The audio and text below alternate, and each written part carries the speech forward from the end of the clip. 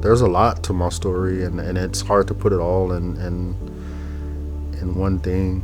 By the time I was about 15, they told me that I had an eye disease called retinitis pigmentosa, and that eventually I was going to go blind with it. So for me, it was on so many levels devastating, but eventually I got used to the idea of going blind at some point. I just kind of had to accept it. The worse my vision got, I noticed that even with myself, I kind of withdrew.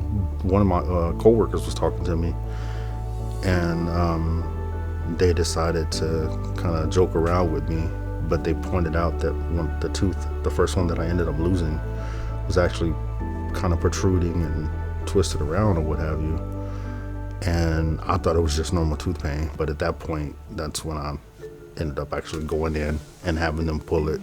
Mr. Ragsdale has severe periodontal disease and caries. So he has breakdown of a lot of his teeth. He has basically cavities of a lot of teeth, extensive bone loss, and mobility. The infections that he has, there's twofold. He's got gum infections around the majority of his teeth, which is why they're getting so loose, and some of them are just frankly falling out on their own accord. But he also has enough tooth decay that some of the nerves have died. Now we have dead nerves that create infections actually in the jawbone, and those are the ones we're worried about the most. Depending on what it is, I still can't eat burgers. I can eat them, but I have to kind of chew in a certain way.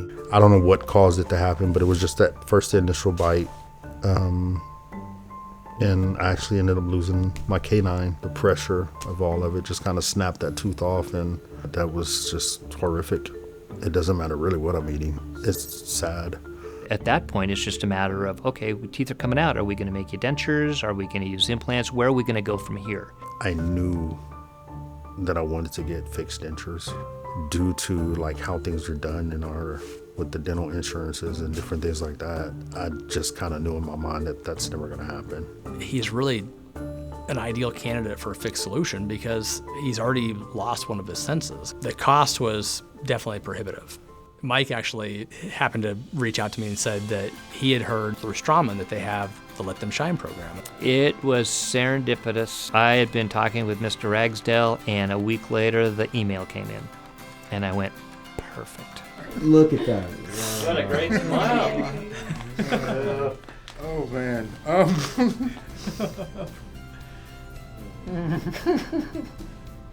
It looks really good. Mm-hmm.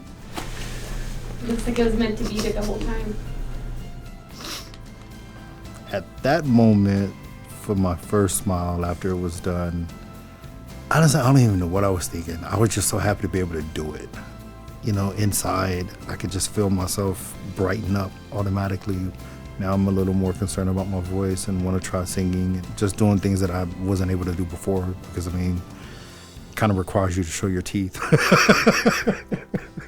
Recently looked into some theater stuff and just talking about joining up with plays and just being able to smile and kind of be out there and, which is something I never would have thought about before the procedure. The desire to live life a little bit more and experience different things that maybe I wanted to do before things got, bad for me. And I'm not as leery or afraid to even go out there and try doing it. So those are the biggest changes. I'm truly at a loss of words for the guys in the program. It's just an amazing thing, for them to be able to reach out and change people's lives the way they have. I know mine is totally different than what it was 2 years ago. Thank you. It's only 2 words, but it's a heavy-weighted set of words for me because it's like I'm getting a chance at a whole new life.